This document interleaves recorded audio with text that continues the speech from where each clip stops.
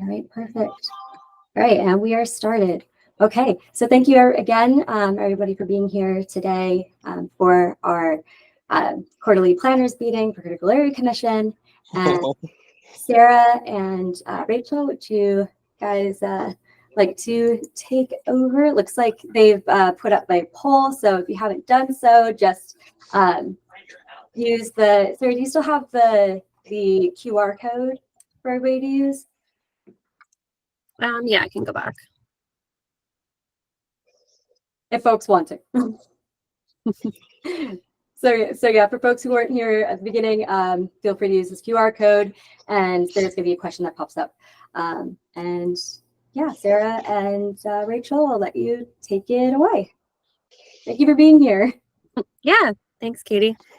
So yeah, we just wanted to gauge a little bit of folks' baseline understanding of the Coastal Atlas and wetland adaptation areas before we dove in. So if you can go to the Menti, it looks like some people have answered the first question already. It seems like we have a lot of new users, so that's exciting. Some questions about reviewing wetlands and projected sea level rise, shoreline rates of change. We'll go over all that today. And then if you want to answer maybe any specific questions you have, or again, if you haven't used these tools, that's fine. We're going to give an overview of everything. So just give folks maybe another minute if they have any specific questions. Oh, and thank you for dropping that link, Katie. We will go through some exercises, so it'd be great if you had the Coastal Atlas open on your computer, but if not, like we'll just walk through everything together.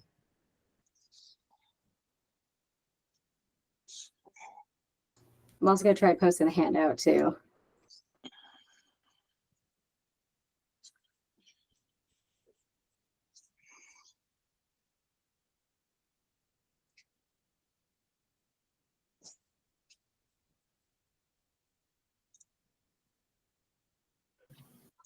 And if you don't have any specific questions, you just are brand new, you can also drop that in the Menti as well for this question.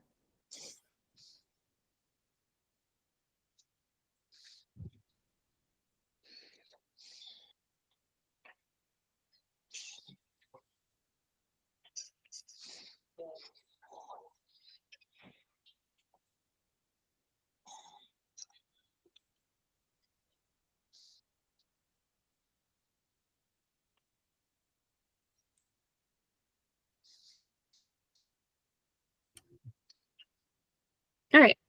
So it seems like we have a lot of people here with a blank slate ready to learn. So once there, I'm going to stop presenting the poll. And then I'll pull up the slides. Rachel is going to take over.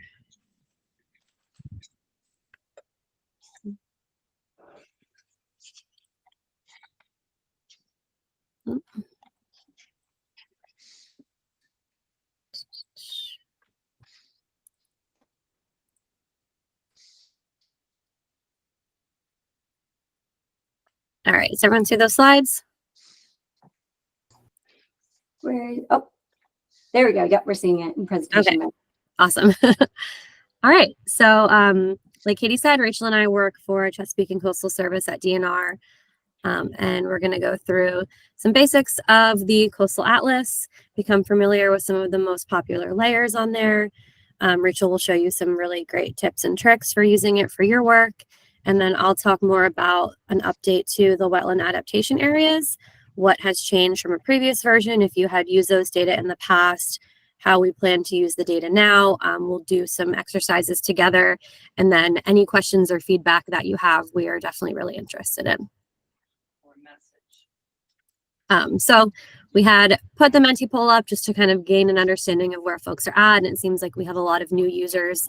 Maybe some of you are more familiar with Merlin, which is another DNR tool, and they are similar, but there's some different data layers, so that'll be a good introduction.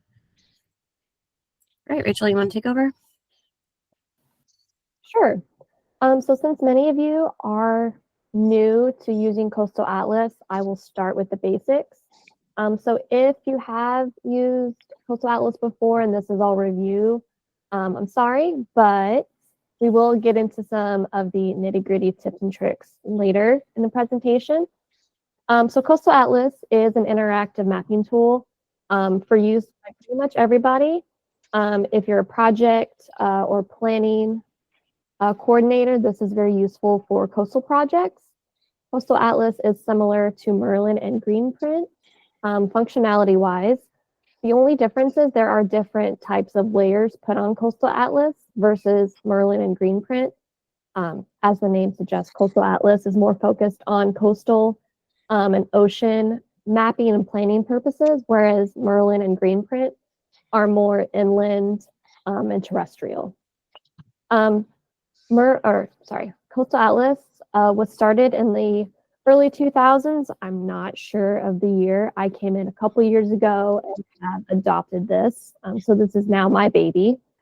So if there's any functionality or layer problems that you have in the future, if you try to pull something up or something's just bugging out and it's not working, feel free to email me, contact me, and I can try to get those things fixed. Not everything Esri puts out is perfect. There are some hiccups that do come along the way. So feel free to reach out to me, even if you just have general questions later on about Coastal Atlas. And right now it is hosted as a web app builder app. If you are familiar with Esri's tools, in the future, we will be migrating that into Experience Builder. So it's going to look a little different, but the functionality and layers hosted are going to be the same. So we can go next slide, Sarah. All right. And if you want to stop sharing, I will share my screen and pull up Coastal Atlas.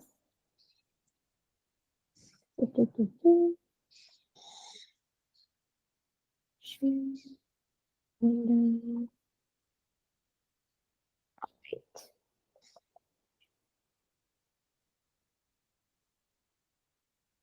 All right, so here is what you see when you pull up Coastal Atlas. On the left-hand side, you see some resource links. First one is going to be our story map for some of our case studies that have come out of using Coastal Atlas. You have step-by-step guides here. I'm not going to click on them because with a lot of people using Coastal Atlas right now, it's going to be a little slow, but feel free to click on these yourself later on. The step-by-step guides will show you pretty much what I'm going to talk about now. So if you need any refresher, go ahead and use those resources. And if you have any questions about using IMAP or ArcGIS Online, feel free to click on the Maryland IMAP training link there. That's going to show you some resources on GIS in general. So you can, if you don't want to see this whenever you pull up Coastal Atlas, you can just hide that there. And you'll be faced with the interactive map in the center here.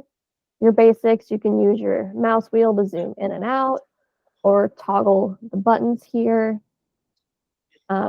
You can click your My Location if you have location services turned on, either on your mobile devices or even on your computers. It'll show you exactly where you are. I'm working from home, so I'm not going to click that right now. At the bottom left here, you have the share link if you would like to share this with your friends.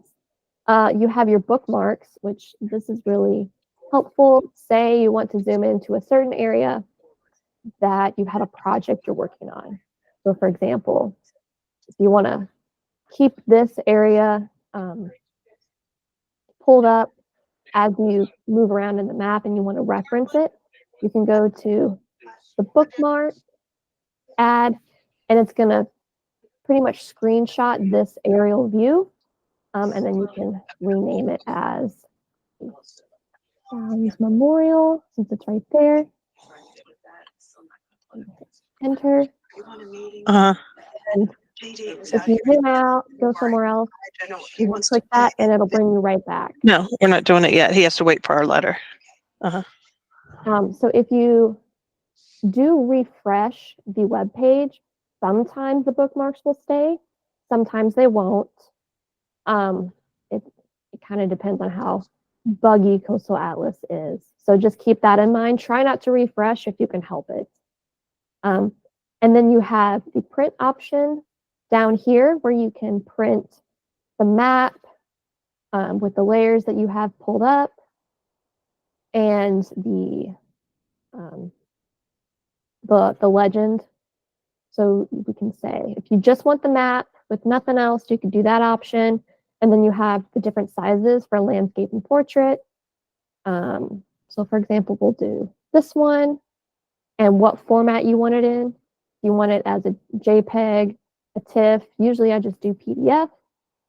If you click the advanced, you can change your map scale and the map extent. So the default is to preserve the map scale that you're at, or you can force it to zoom in, zoom out to a certain scale. Keep the output spatial reference the same. That's just going to be your WebMercator projection. You can change this if you want. It's default, so just keep it there. You can toggle whether you want the legend to show for the layers that you have turned on. Scale bar, you can change the units. Map only size, keep that as it is. DPI is just going to be the quality of the map that you're going to see. It's in pretty good quality if you keep it at whatever layout size you have. If you're going to blow it up to say put it on a poster or something like that, I would change the DPI to something larger, like 300. And then if you have attributes that you want to show, you can click this. I will say, caveat, the attributes will only show up on certain layers. It's just how some of the layers and the tools are coded in Coastal Atlas. I'm hoping when we migrate to Experience Builder, this will change where we can print attributes for all layers, but don't hold me to that. I can code, but I'm not a great coder, so we might have to pull somebody from the outside in to code that for us. And so when you're done with the advanced, you can just hit print, and it's going to load here right in the web page. And we can pull that up. I don't have any layers on, but if I did, the legend would be down here, but it does show the web map, whatever you decided to label it as up there, your scale bar, and then the time that you decided to print this. And you can put multiple maps on here. So if I did it again, it would just be number 2. And if you don't want them, you just hit clear. So we'll go to the layers. It's going to be that first button on the top right. Your layers are over here. They are grouped.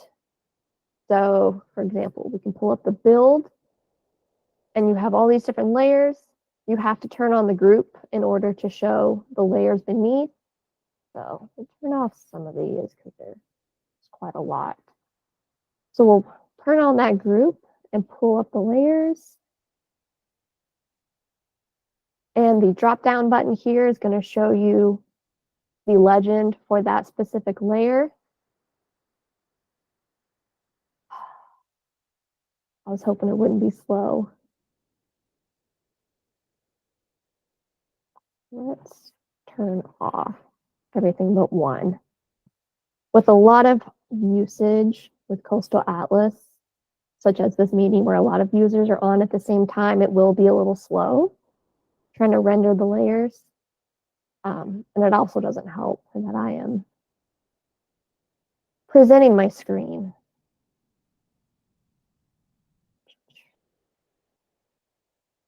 Well, while that's loading, there are all these different layers. As I said earlier, they are focused on coastal and ocean data. So you have your floodplains, your hydrology, coastal resiliency assessment. We're going to go over that layer. This is a key group of layers that a lot of our users like to use. Build is also another group of layers that are highly trafficked on the Coastal Atlas. Come down and we have our living resources, such as our sensitive species, waterfowl, stuff like that. So keep going down. We have sea level rise vulnerability, which is related to the wetland adaptation areas. We have our shellfish. We have our SAVs, shoreline inventory, which there's a tool up here that I'll quickly go over later. So you can see. Shoreline rates of change also has a tool up here. Not all of these tools on the far right corresponds to every layer. Certain layers have their own special coded tools that are integrated into Coastal Atlas. Same with storm surge. And the wetland adaptation area data layers, which Sarah will go into later, is also located here. And then our old 1972 wetlands that was just recently added. Oh, it's not going to load.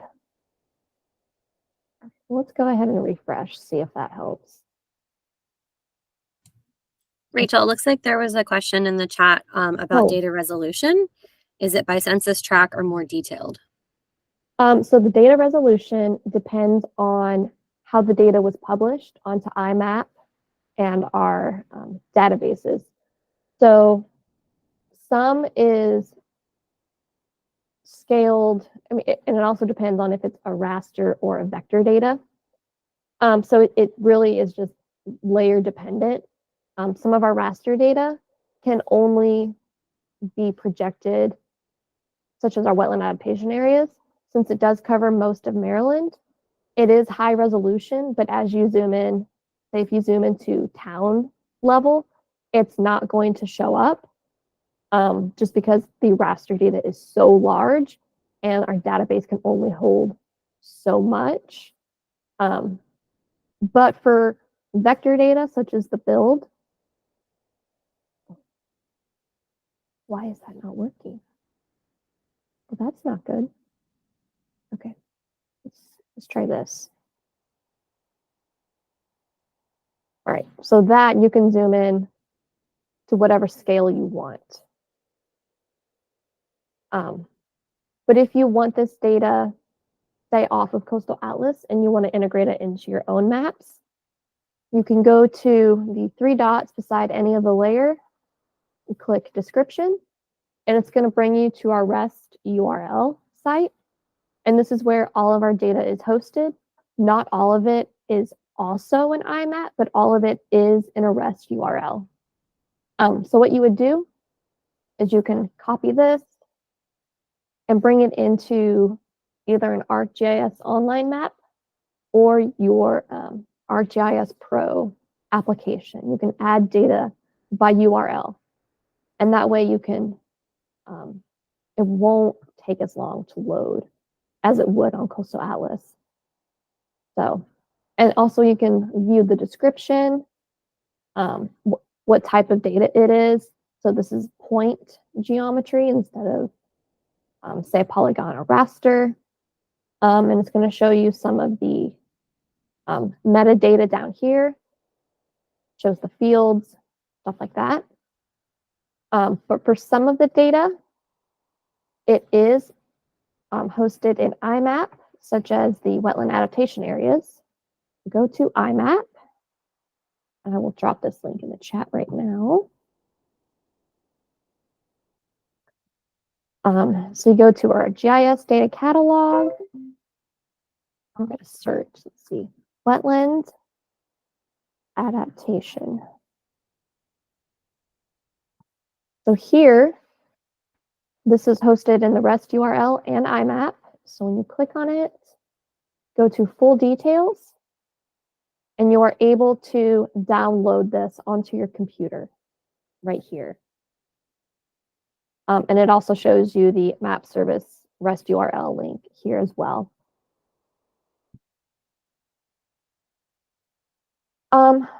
So you can also view the legend for the layers here. If you don't want to do a drop down and scroll through all of these layers, it'll only show you the legend of the layers that you have on. So if we were to also turn on, say, shoreline hazard and priority, go to Legend, it's going to show you those as well. Base map. So right now we have just your basic navigation base map. If you want to change that to say aerial, you could do that.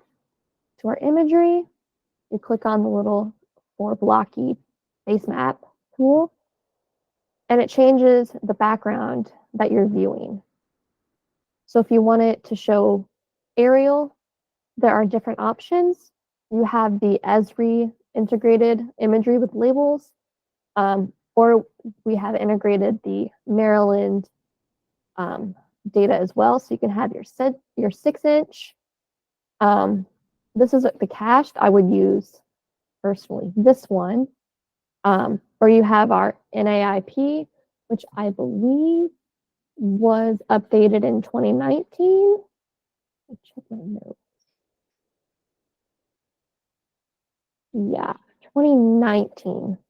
So you have your different options there. This is one of my personal favorites of Coastal Atlas. You can add data. So it automatically connects to ArcGIS Online. And you can search any of the data that's hosted on there. So for example, so we want to add air quality data. So we'll do air quality. You can search for that, and it'll bring up all these different options that you can add.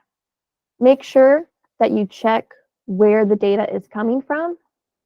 This is hosted by the EPA.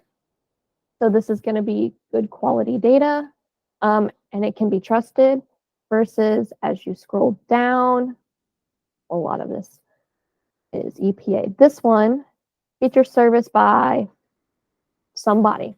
I don't know who it is, don't know where they got their data from.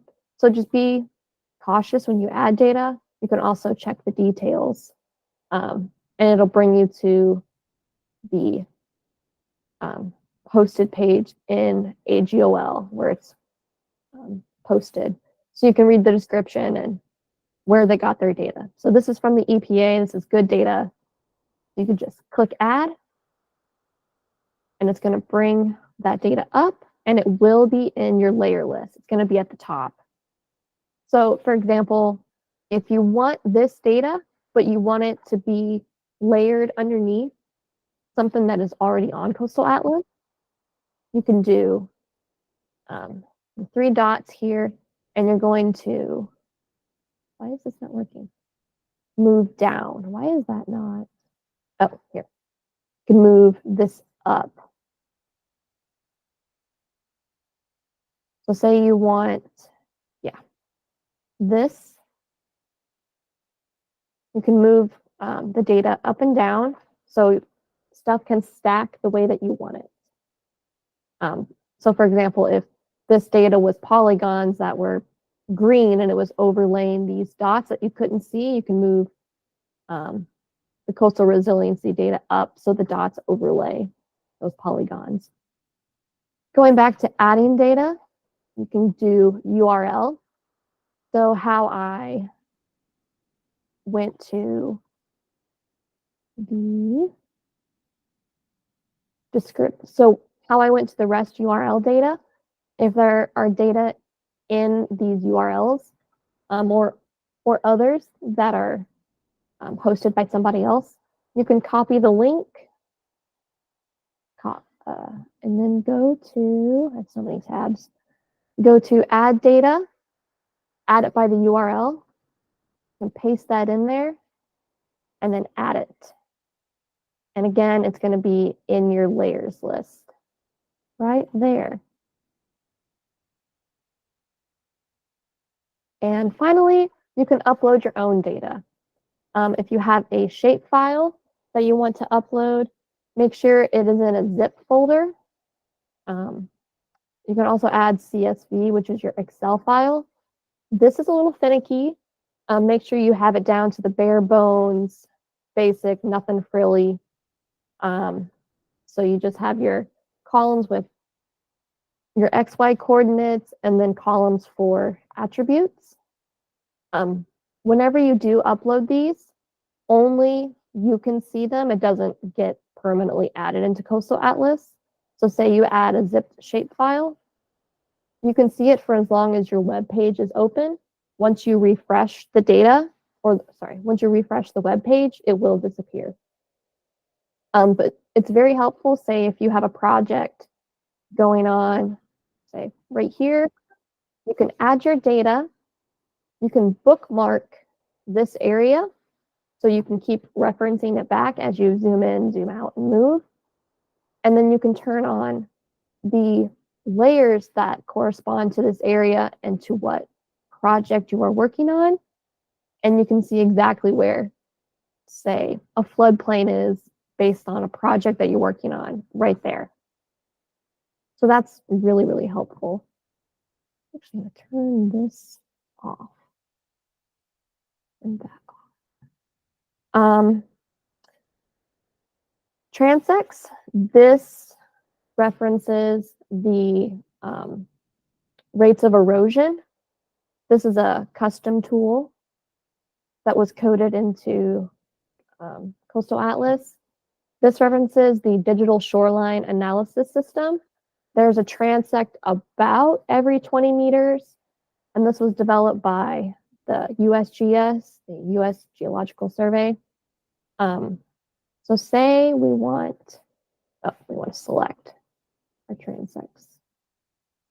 We can say we want these right here.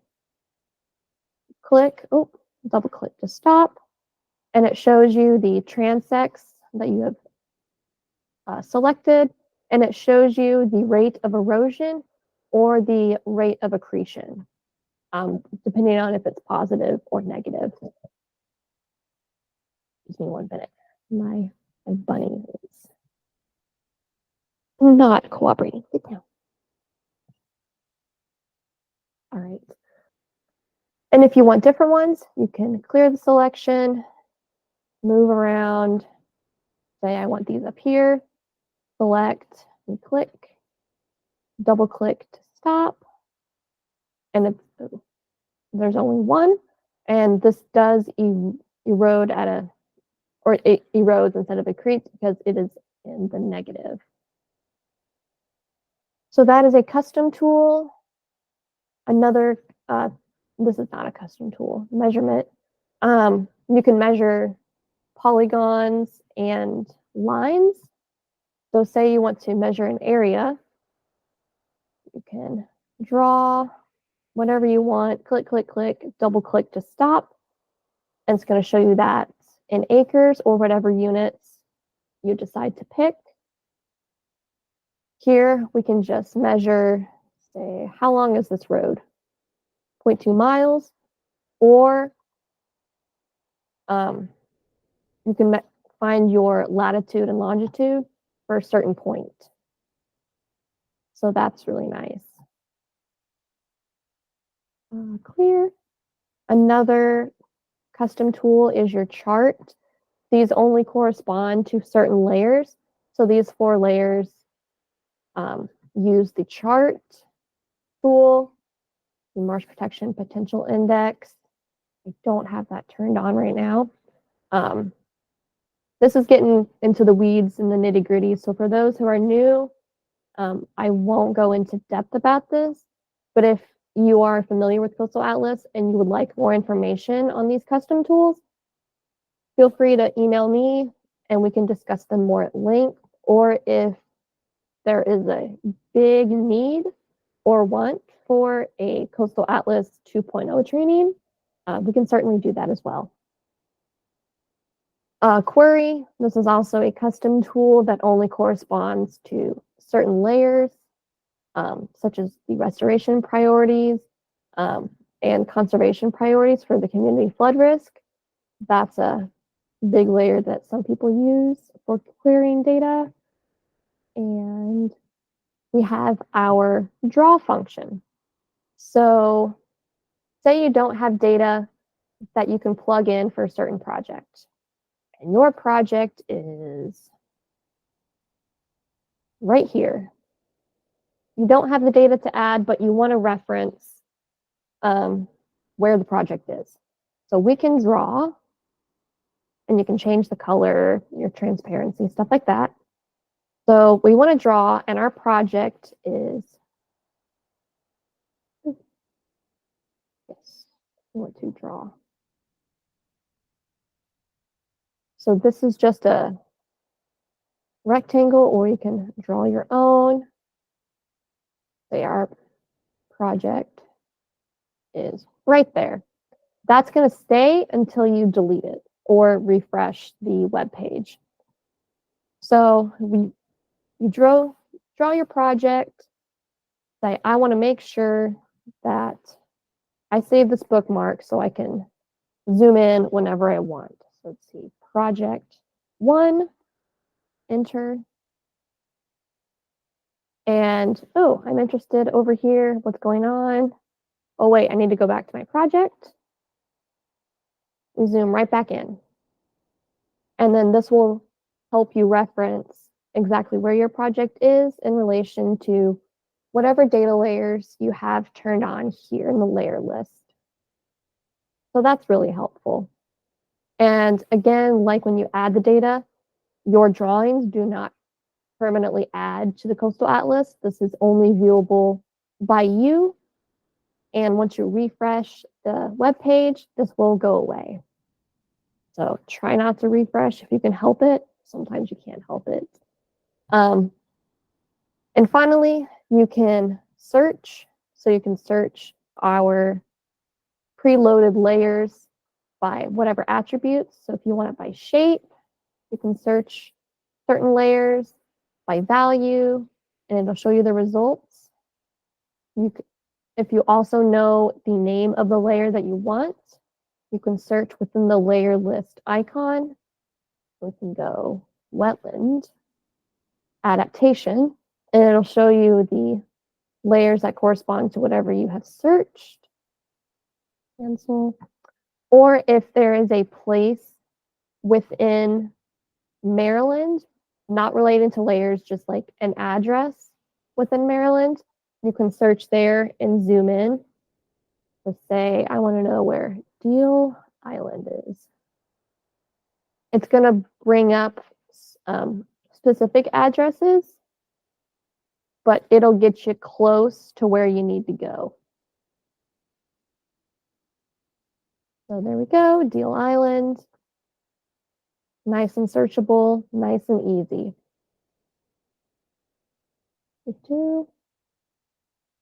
Do you guys have any questions about what I went over or something that I might have missed?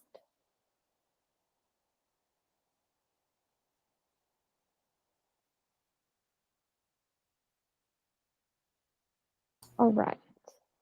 I'm not seeing anything in chat yet. Okay. I know that's a lot of information in a very short time, especially for new users. If you're brand new, I highly recommend just going here and playing around. And if you forget anything I've said, you can also click on these step-by-step guides for Coastal Atlas. It's going to show you the bare bones, basic guides on how to navigate. And you use Coastal Atlas the way you want to.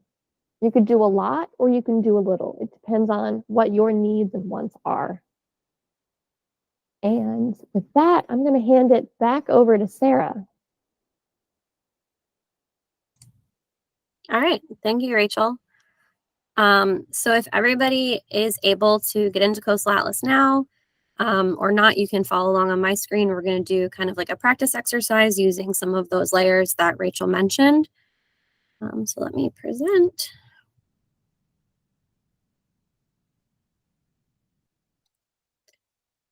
So one of the sets of layers that Rachel talked about was the Coastal Resiliency Assessment. And I think this might be really relevant for a lot of people on the call who are involved in planning, involved in critical area. So this Coastal Resiliency Assessment was completed for Maryland in 2016. And the purpose was really to identify vulnerable communities and any habitats that might be providing protective capacity. So we're going to zoom in here on Tillman Island. So for the Talbot County folks, you'll be familiar. If you want to type in an address, I can put this in the chat. Maybe that will make it a little easier. But we can just follow along on my screen. So I've turned on the coastal resiliency assessment layer here. And the first thing that we can look at is community flood risk areas. So that's the last option here, and you check that box. And if we go to our legend, it shows you ranked from very low to very high. So these data are looking at residential areas that are susceptible to a Category 4 hurricane. Census and floodplain data were incorporated in this to look for vulnerable communities that might be less equipped to prepare for or bounce back from a coastal hazard. So we see like most of this peninsula where we have a lot of residential areas, we have at least low community flood risk popping up.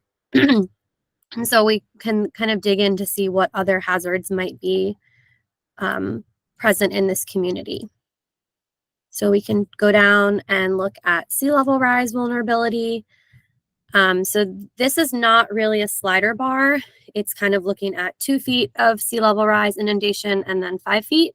But it's helpful to see, especially along the edges, along the shoreline here, we do see a decent amount of areas that will be inundated in the future with sea level rise. The storm surge layer is another good one. If we go to our legend, we see that pretty much this entire Tillman Island Peninsula is going to be vulnerable to a Category 3 or above storm surge. So that makes sense when we think about the community flood risk. But say we had a community that we were trying to protect here, and we wanted to think about some options, maybe some nature-based solutions that they could employ. So if we go back up to this coastal resiliency assessment, we can look at things like the Marsh Protection Potential Index. And so this is going to highlight areas of existing coastal marsh that, based on their size and proximity to hazards and proximity to people, might be providing some sort of protective capacity. And also if they are expected to persist over time. So again, we have this ranking system, and we see that there's not a ton of salt marsh here, maybe a little bit farther south, but it is providing some benefit to those residential areas. Another thing to look at is the Shoreline Hazard Index, which I think Rachel turned on and off. So that's these dots along here. And this is looking at, again, the susceptibility of this area to some sort of storm-induced erosion and flooding. And it's thinking about things like the geomorphology of the shoreline, elevation, sea level rise, and erosion rates. So for a lot of the projects and planning that folks on this call might be using, this is a really helpful set of layers to look at. We can also turn on priority shoreline, and this is going to tell us areas where we think those natural habitats are providing some sort of benefit, and then also give us areas where we should be focusing restoration and conservation efforts.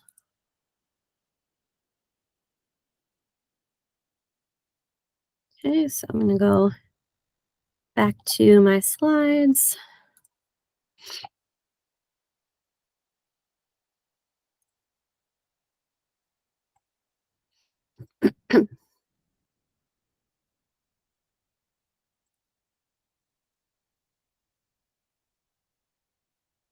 All right, so kind of the second half of this presentation, we're going to talk about what are wetland adaptation areas. I think, again, this is probably relevant for a lot of folks in the coastal zone who are doing planning. We know that as sea levels rise, we expect to see coastal wetlands migrate landward, and if not, they're going to risk being drowned. So big question, why should we care? Why should we protect marshes? I'm sure a lot of you are familiar with this, but we know that marshes provide a lot of benefits to both people and nature. So these are critical habitats for breeding birds. They sequester carbon. Wetlands are some of the most productive ecosystems on the planet. They also have a lot of benefits to human communities, protecting us from storm surge and buffering wave energy, improving water quality, and also providing recreation and fishing and food opportunities. So the big problem is that with sea level rise, marshes are facing what can be called a coastal squeeze without clear wetland migration corridors. they don't have the ability to migrate landward, whether that's due to development or maybe steep slopes or land use change, then these marshes need to be able to accrete vertically. And if that's not possible, they will drown and eventually convert to open water.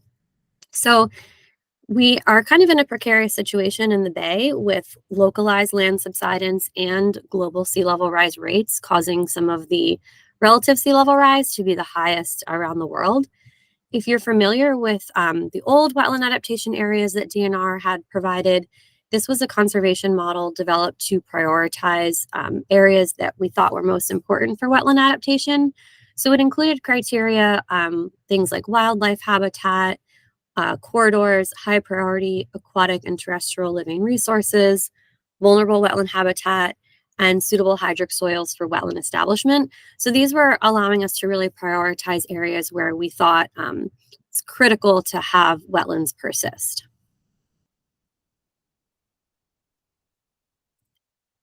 But recently we did a big update to the wetland adaptation areas. The last layer was from 2011, and it only really had one layer that you could view on Coastal Atlas. So a new run of this sea level affecting marshes model with more up-to-date and higher resolution data allowed for this update. So now we have results at 10-year time steps into the future to really give us a better prediction of future wetland distribution at more frequent intervals.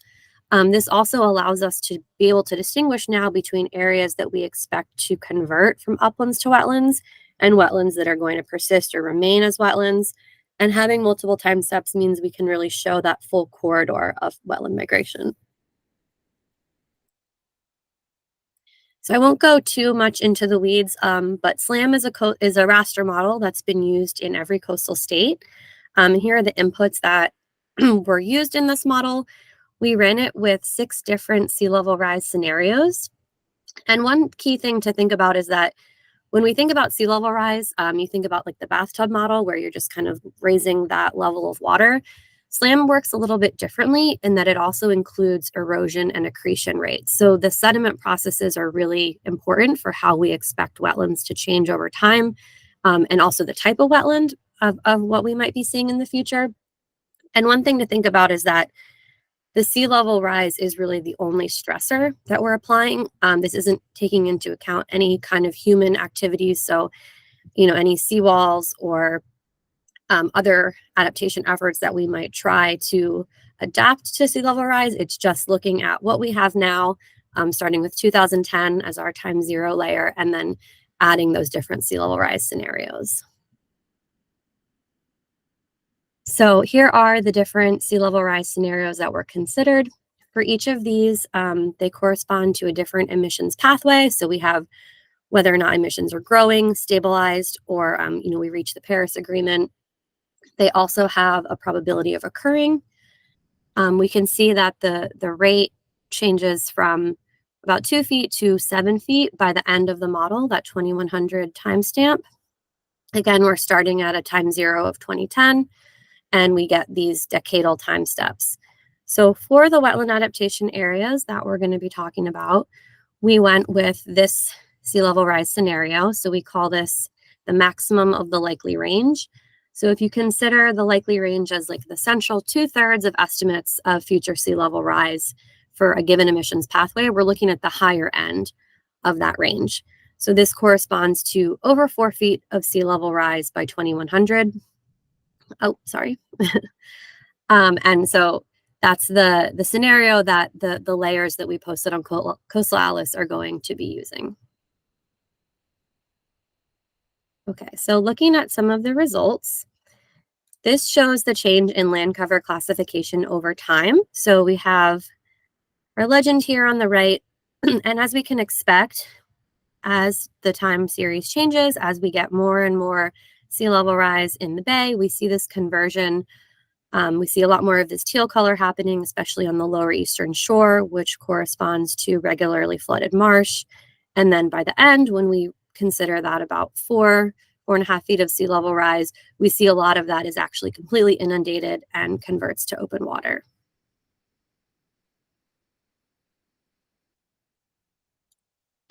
So considering statewide area of marsh over time, again, this is the timeline of the model from 2010 to 2100. And we see that we get this peak in total marsh about halfway through the model lifespan, but that we actually end up with less marsh area than we started with. And we also see this shift between the prevalence of that irregularly flooded becoming regularly flooded marsh over time. And again, it peaks, but ends with less overall hectares of marsh than we began. So I think it can be helpful thinking about data like this to actually put it into a real world context. If we're expecting about 4 feet of sea level rise by the year of 2100, and we're losing marsh throughout Maryland, what does that look like? So one consequence is going to be less wave energy reduction, especially during storm surge conditions. So again, we have 2010 being our start of the model. We think that, this marsh here is providing protection for this home. And as sea level rises, as we lose that coastal marsh, we can see that there's really weak wave reduction and a lack of a buffer there. So this home is much more vulnerable at the end of the time series. So like I mentioned, if you are familiar with the previous wetland adaptation areas, there was actually only one that you could view on Coastal Atlas. That was the Wetland Adaptation Area Index, and so it was ranking areas high, medium, and low, but we have a lot more results now, a lot more different layers to play around with, so I'm going to walk through each of these. So if you're on Coastal Atlas, when you click the arrow, the little drop down for wetland adaptation to sea level rise, you'll see all of those different layers that you can turn on and off. And like Rachel said, you can always click the 3 dots next to any layer to get the description. So the first thing that pops up is the uplands to wetlands in 2100. So like I said, this is the end of the time series, looking at about 4 feet of sea level rise using that 2010 baseline. And this is a new layer that you can use on Coastal Atlas, and it's actually showing all the areas that we expect to convert from uplands to wetlands. So you can see in this area of Maryland, we expect these more inland areas to become wetlands over time, and presuming that these areas are going to be completely inundated. So the next set of layers is the Wetland Adaptation Area Index. This changed a bit from that previous layer that I mentioned. So areas were scored based on a total of 60 points, and we considered these different metrics. So thinking, is something a wetland in 2100? If so, what is the size? How does that overlap with existing green infrastructure and hydric soils? And then we incorporated the Maryland Biodiversity Conservation Network, which really looks at terrestrial and freshwater biodiversity areas that we need to protect throughout the state.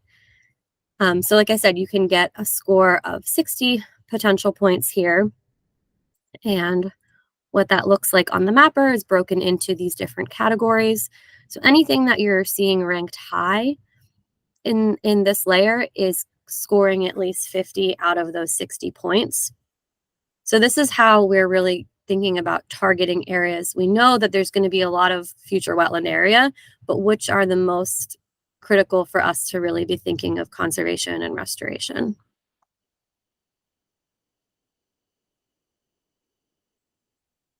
So this is, again, another new feature you can look at, the wetland adaptation areas. So this is the next layer list on Coastal Atlas. And this is showing the areas that will be wetlands at these different time steps that we've chosen. So looking at 2050, which is 1.3 feet of sea level rise, 2070, over 2 feet, and 2100, which is over 4 feet. And this is really helpful because it's considering both those upland areas that we expect to convert to wetlands and wetlands that we expect to persist throughout time.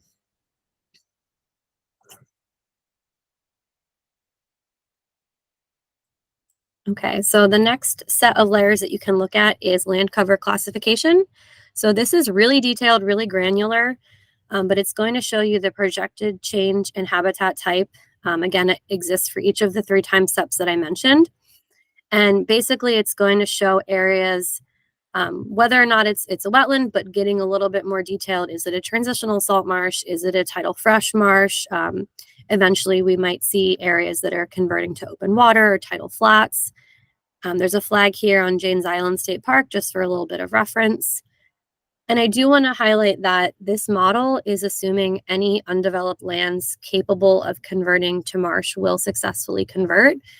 So the dry lands is kind of like a smaller category when we think about all of the different potential wetland categories.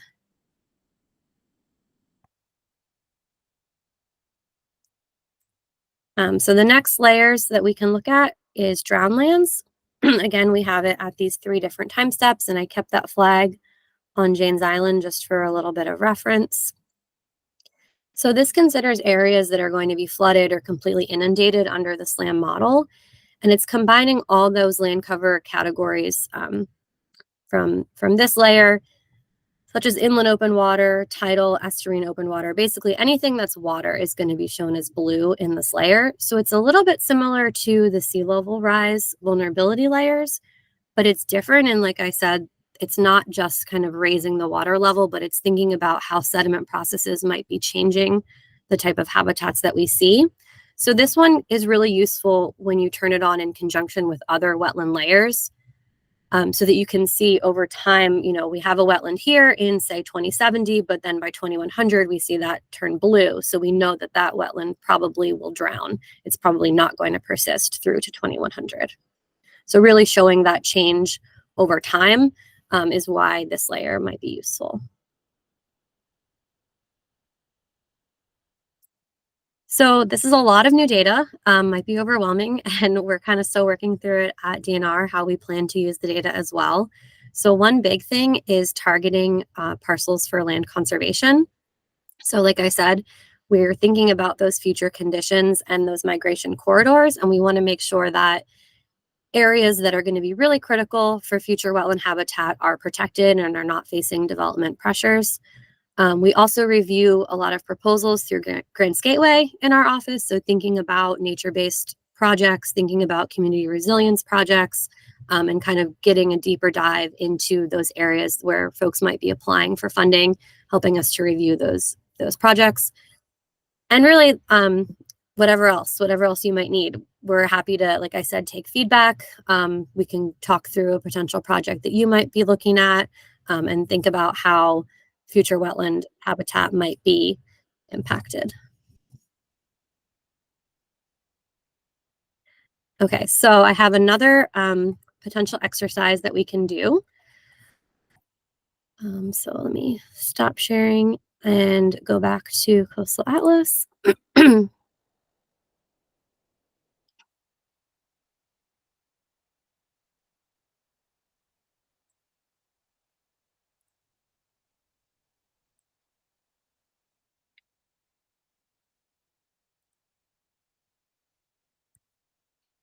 Okay, so we're going to navigate over to Deal Island this time.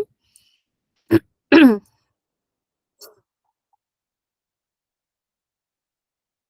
right, so again, if we want to think about areas of vulnerability here where we might have communities at risk of storm surge or flooding, we can turn on that community flood risk area. We see there's actually quite a bit on Deal Island, some high areas right here. And again, this is looking at potential exposure to a Category 4 hurricane and also social vulnerability metrics like poverty level, English language proficiency, things that are going to make these communities slightly more vulnerable to a coastal hazard. And then we can think about maybe what habitats exist here that could be protecting those communities. So if we turn on the Marsh Protection Potential Index, we see that nearly half of Deal Island is actually marsh, and it's providing very high protection to those residential areas that we see. But then we might want to think about, with sea level rise, with changing conditions, how are those habitats going to change? So I'm going to scroll down here to wetland adaptation to sea level rise.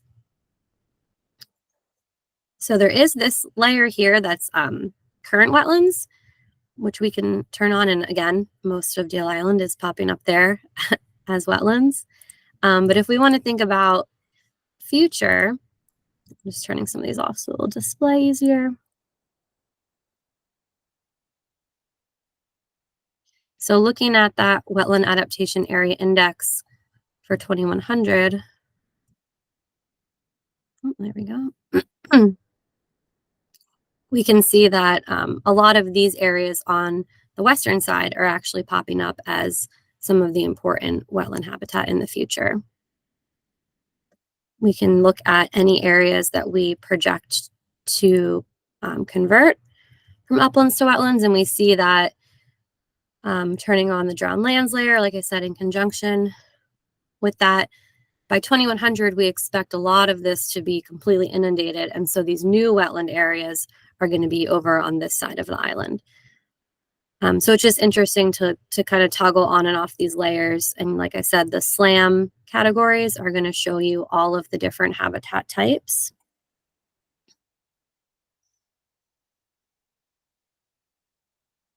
Maybe.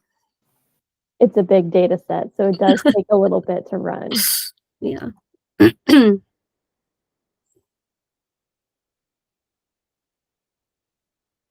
right, maybe we'll save that one. But like I said, it can be helpful too to kind of think about the different time steps within the model. So if we want to think about wetland adaptation areas in 2050, here's what we see. Basically a lot of the lower eastern shore, a lot of Deal Island. Looking at 2070, looks pretty similar. And then when we think about moving to 2100, we see there's a lot less. So there's a really big jump from 2070 to 2100. Once we're getting over 4 feet of sea level rise, we expect most of these areas to be completely drowned. So it's just kind of interesting. Like I said, you can toggle back and forth. And this is showing a lot more data than we previously had available for folks who maybe were familiar with the old wetland adaptation areas on Coastal Atlas.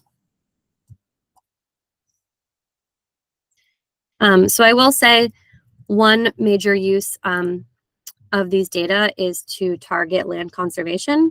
So my unit is working closely with land acquisition and planning at DNR to think about how we might be establishing a coastal resilience easement. We have a lot of easement programs already within Maryland, but not a lot that think about this kind of future condition and protecting areas that we know are going to change. And so that's something we're in development now and thinking about how we might be incentivizing landowners to allow that transition to marsh habitat on their property, and maybe doing a little bit more stewardship in terms of removing invasive species or mowing differently than they normally would to really allow for that marsh migration to occur.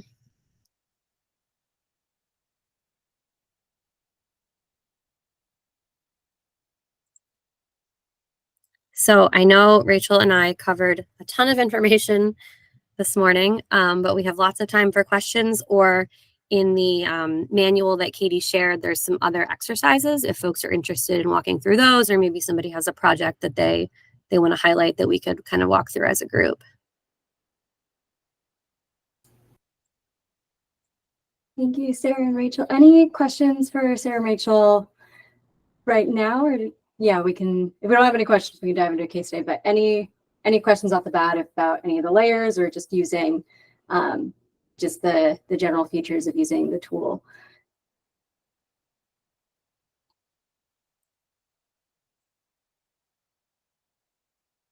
I do have one actually, for the index, the wetland adaptation areas index.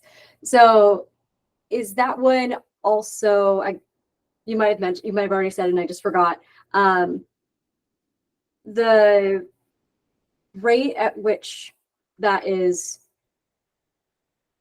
updated, like, is that ever, like, will that ever be updated, like, in the future, or based on like any of the models changing, or is it kind of like stagnant? This is what we have right now, and 10 years from now it would be updated, or something of that level. Yeah, that's a good question. So like I said, the previous wetland adaptation areas were about 10 years old. They're from 2011. And this recent SLAM update is from 2021.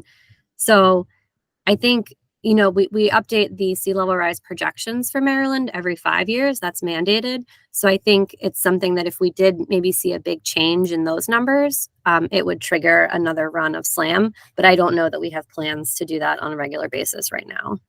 Gotcha. Okay, thank you.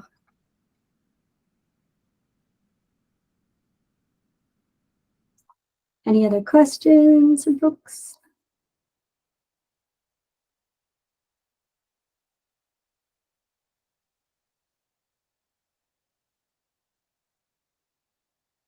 Okay.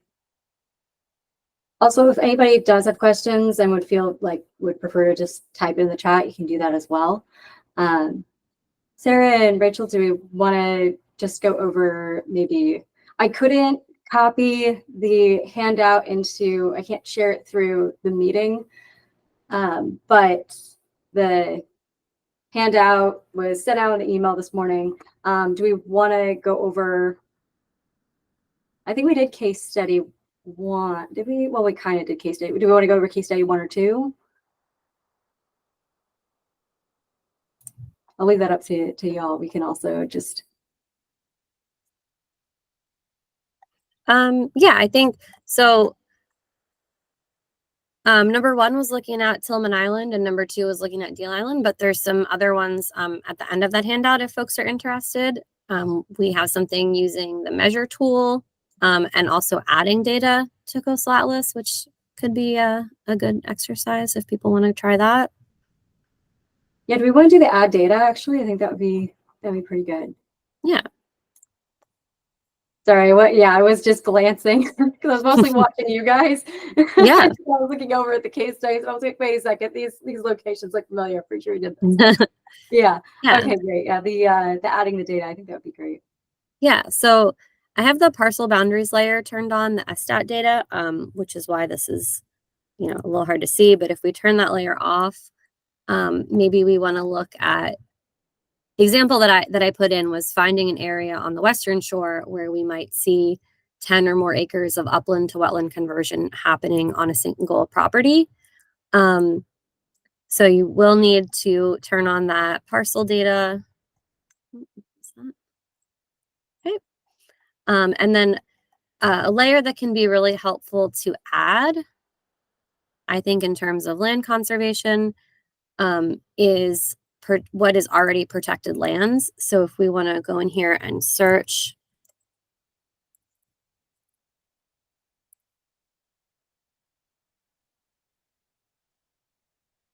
okay, so we can add this one.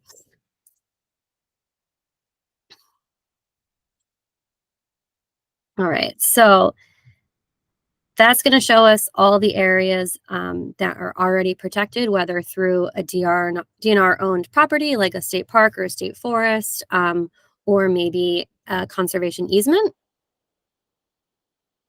This also shows federal and private conservation lands, so this is a really useful layer when you're thinking about areas that you might want to be targeting. So then the other thing I need to turn on for this exercise is that uplands to wetlands. Yep, so that's going to be the dark green that pops up there.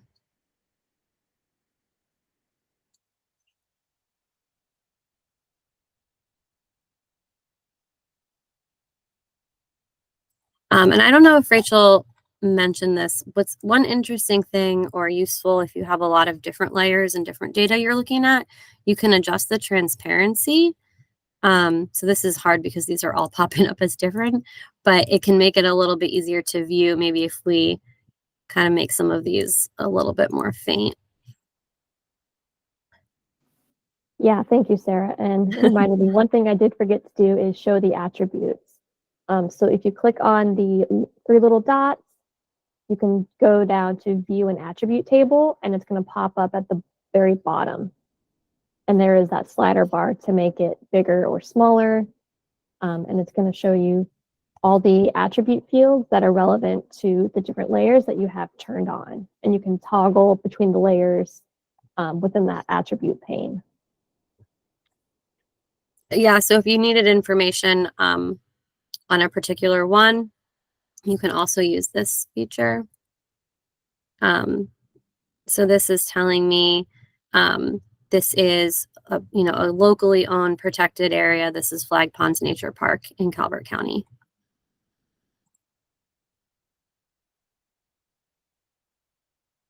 And here's all the information about what the different layers that we have on.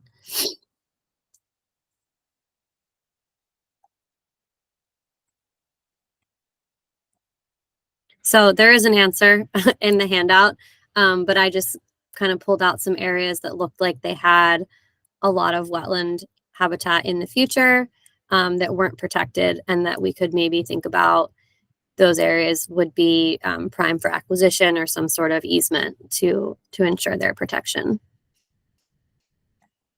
And then I gave a couple other examples looking around a state park, areas where we could potentially do some restoration, and then looking at the Horn Point Lab in Cambridge, thinking about shoreline erosion and some other hazards that might be present there. But yeah, if folks don't have any more questions, we can just give you back 15 minutes of your day. All right, thank you. Any last minute questions?